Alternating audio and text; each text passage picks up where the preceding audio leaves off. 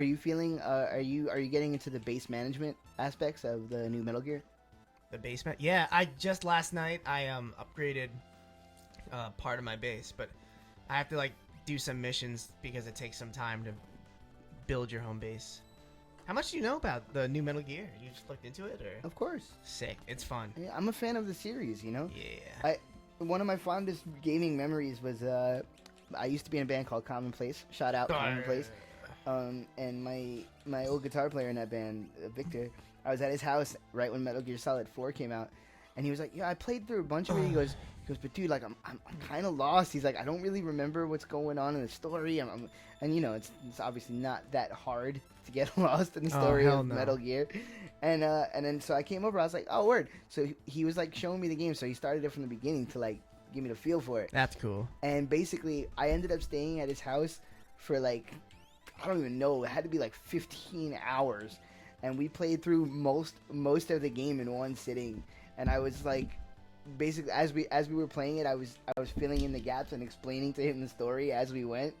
And like, that's so cool. It was really funny because he got super into it. He was like, "Oh, this makes so much more sense now." Like, and I don't know. I got him. I've always kind of like, I was really into No More Heroes for the Wii. I get into I can get down on overly Japanesey when it's done in a certain way.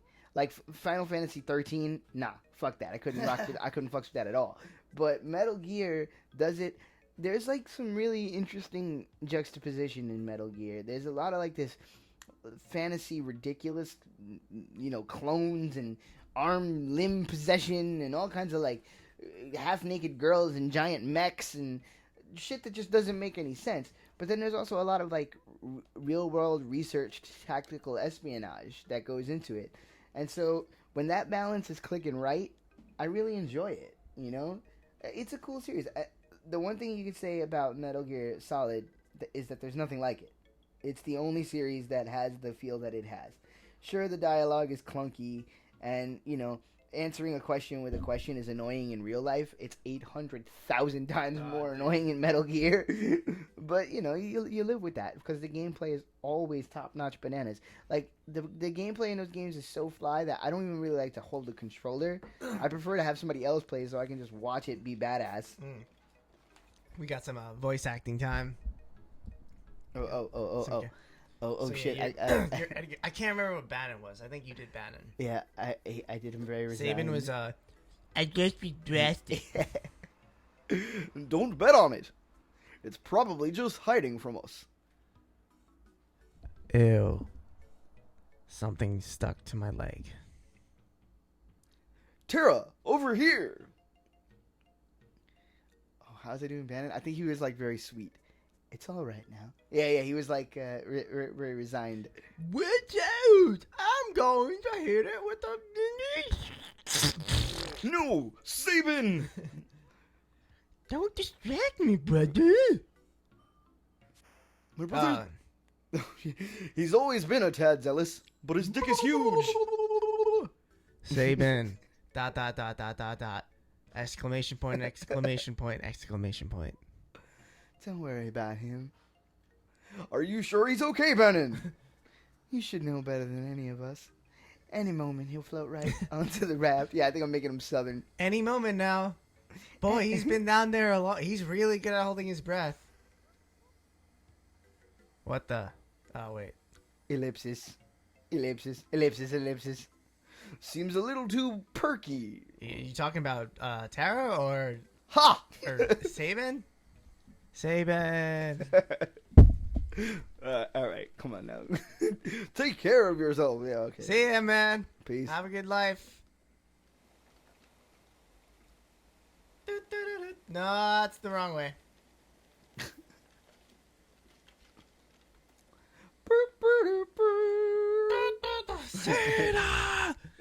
Edgar and Tara race toward Narsh while protecting Bannon. But what about Sabin, who was swallowed by the raging waters? They're fucking raging all night. How's Locke faring? How's that dude doing? After penetrated the Empire's defenses in South Figaro, is all going according to plan? Is that correct? Is that correct English? Is all going? Yeah. Okay. It just Yes, okay. yeah, It's all going according to plan. So far, the dialogue is all very, very stiff. Kupo is the Mughals N word. Hope you know that. Yeah. Oh, this is cool. So basically, for some reason, this is the part of the story where the characters split up. Okay. Well. And basically, according to the walkthrough in my mind, this one is the easiest. No, I'm sorry. This one is the easiest. This one's like sort of the middle, and this is like the long one. So I'm gonna do this one. I'm gonna do Locke because we haven't had Locke in our lives. And Locke's my man. Yeah. Locke has worked hard to stymie the efforts of the Imperial troops, but now he desperately needs to Vargas. Oh shit! Plug. Vargas returns. Vargas is the narrator. A little Vargas cameo. Yeah, man. Vargas is the man. Nuts. Gotta get. I can't. I don't know how to do Tom Waits talking. I can do Tom Waits singing. Gotta get nuts on flesh. I just imagine if I want to impersonate Tom Waits, I just imagine what it's like to just have like permanent whiskey in my like diaphragm. That's a lyric right there. Permanent whiskey in my diaphragm. He's not fucking Vargas. Oh my god. One weapon can be held with two Fucking, hands. he's a singer, not a Decepticon. I am Vargas. And also Tom Waits. So I gotta do some sneaking around, and if this is like I gotta be all Metal Gear Solid, and if the guards catch me, I gotta start the mission over. I'm sure there's a hidden passage underneath the rich man's house. He's not Christian Bale Batman. Where's the trigger? You know, I was actually just talking about this the other day. Like, that's the legacy of the Nolan Batman movies, is one incredible Heath Ledger performance and a stupid voice. Yeah, and Christian Bale, he was the best Batman physically, I'd say. Like, he physically filled out Bruce Wayne. Like George Clooney didn't get into Bruce Wayne shape for that role. I mean, no, he just had suaveness, which is like, yeah, he does that for every role though. It's unfair.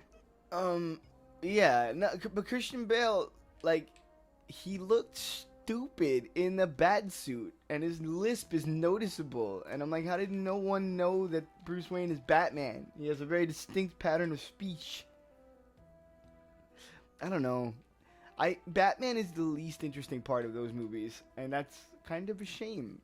Did I talk about last time how, like, in the Nolan movies, Bruce Wayne's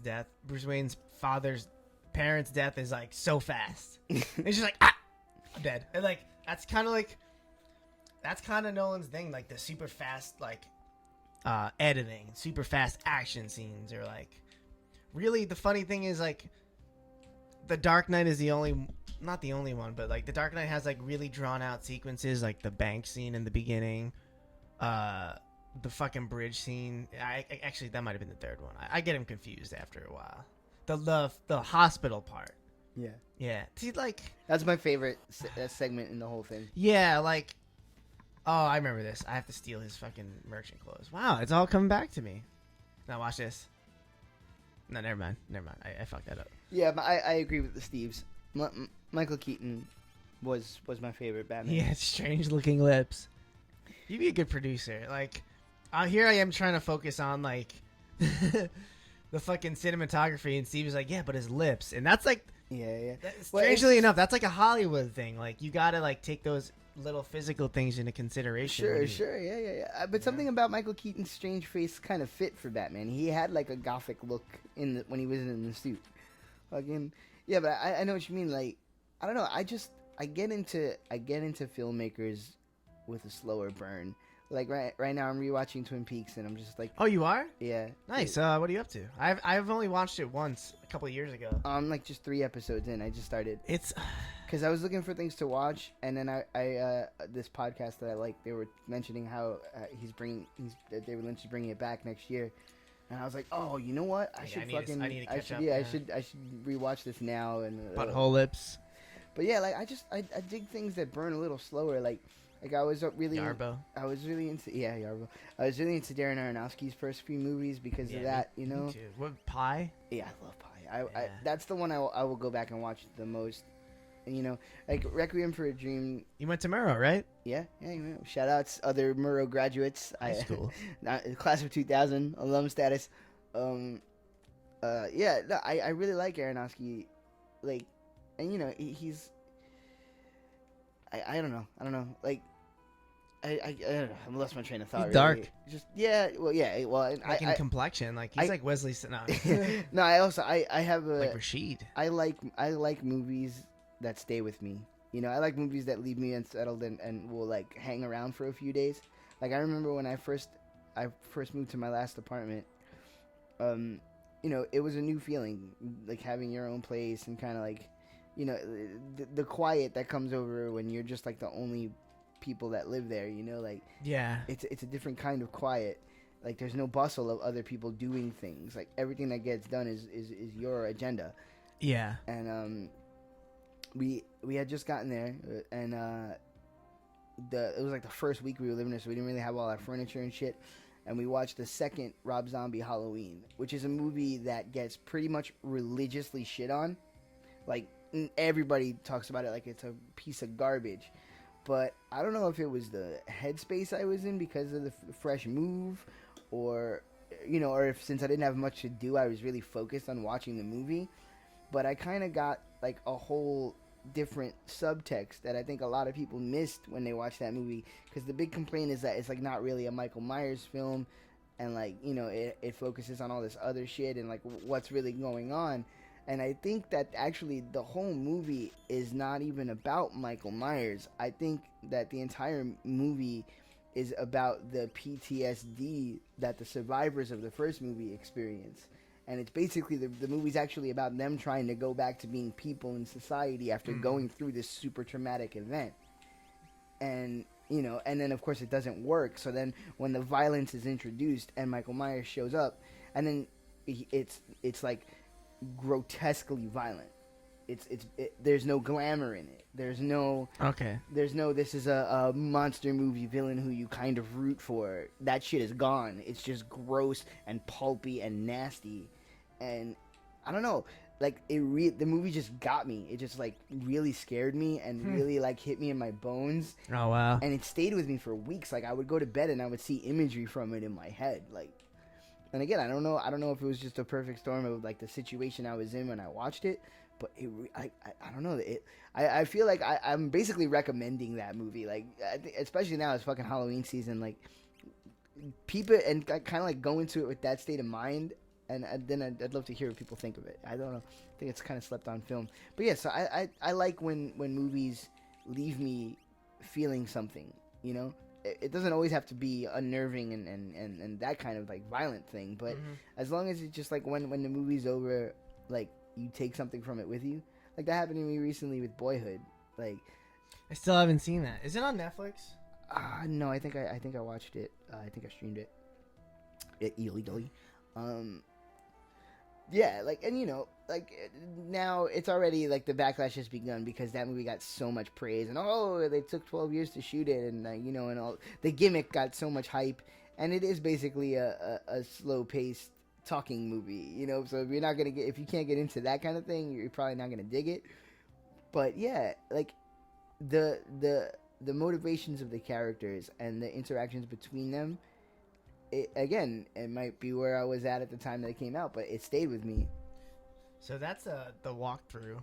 Okay, what am I reading? There's a sentence that says inside a nearby house, like one of the paragraphs. Can you just like skim through that or read that to me real quick? Inside a nearby house, you will be able to pass by a kid guarding a passage which is for merchants only. Go outside and climb the nearby stairs to reach the upper left corner of South Figaro, where you can find a green soldier walking around. Challenge him to a fight and steal his clothes to find yourself dressed as an Imperial officer. Alright, I'm about to do that shit. Cool. It's funny, I remember this part's kind of easy, but like if you don't know what to do, it takes a while, but you could get it done in like 5 minutes or something. I like this mechanic. This is not something you've seen in too many Final Fantasies. Scram, you blockhead. Yeah, that's why it gave me some trouble.